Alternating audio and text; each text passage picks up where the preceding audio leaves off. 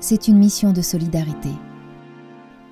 Pour beaucoup d'entre nous, c'est une vocation, un devoir, répondant à un besoin qui ne fera qu'augmenter.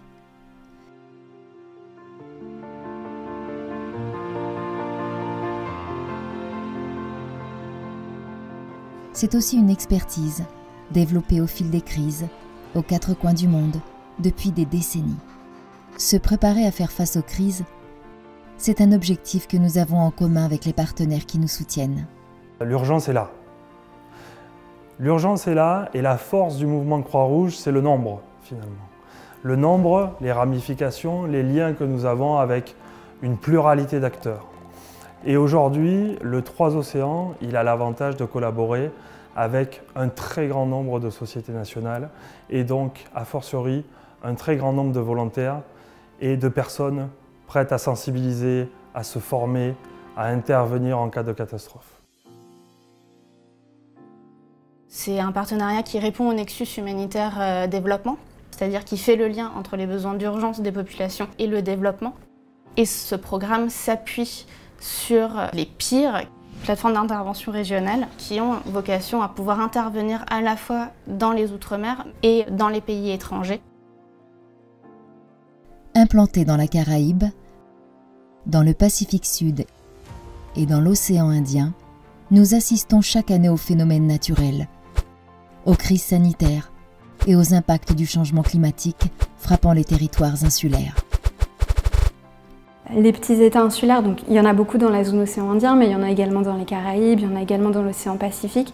Ils connaissent un isolement très fort, c'est notamment pour ça qu'il est fondamental de renforcer leur résilience et leur capacité d'adaptation en interne.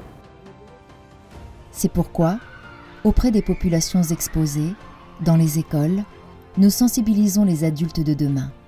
Nous diffusons les gestes et comportements à adopter pour se protéger et protéger les autres en cas de crise. Les enfants transmettent à leur tour ce savoir à leur famille.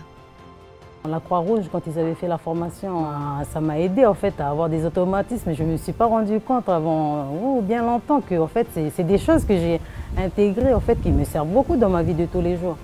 Et donc en fait, c'est ça que je voudrais que les jeunes de ma commune ils puissent avoir ces mêmes formations pour pouvoir intervenir après dans nos tribus. En fait.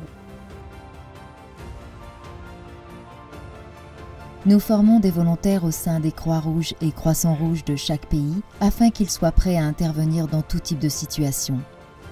Premier secours, soutien psychologique, évaluation des besoins, logistique, distribution, potabilisation d'eau, assainissement. C'est important pour nous d'avoir des relais au plus proche, parce qu'il y a des zones très éloignées. Le temps que les secours arrivent, s'il y a des acteurs sur place qui sont déjà formés, qui ont conscience en fin de compte des enjeux, qui sont capables d'appeler les secours, de donner les bons messages, de faire les bons gestes en attendant que la montée en puissance de la chaîne des secours, c'est extrêmement intéressant pour nous. Nous accompagnons les entreprises pour analyser leur exposition aux risques et leur proposer des solutions pour maintenir leur activité. Entre acteurs de la gestion de crise, nous partageons nos expériences pour améliorer nos pratiques. Nous apprenons à nous connaître dans le cadre d'exercices pour répondre efficacement aux crises. Nous convenons de partenariats pour l'échange d'informations, la surveillance et l'alerte. L'impact. Donc là, ça c'est le vent. À l'intérieur de cette enveloppe, on a une probabilité de plus de 50% de rencontrer. Face aux enjeux, aux défis majeurs que représentent les risques naturels et le changement climatique dans la Caraïbe, aucun territoire ne peut répondre seul. La coopération n'est pas une option, c'est une nécessité et c'est pour cela que nous devons nous organiser, c'est pour cela que nous devons nous préparer face aux catastrophes.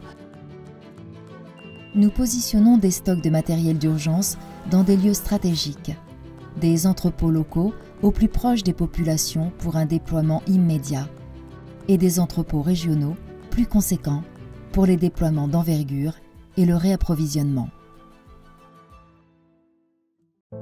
In case of serious disaster, we can be at risk here in Barbuda and we can be not only cut off from the mainland, but from the rest of this world. So in case of such disaster, we are in a good position where we're able to go out and assist our community because of the way our system that we have set up here.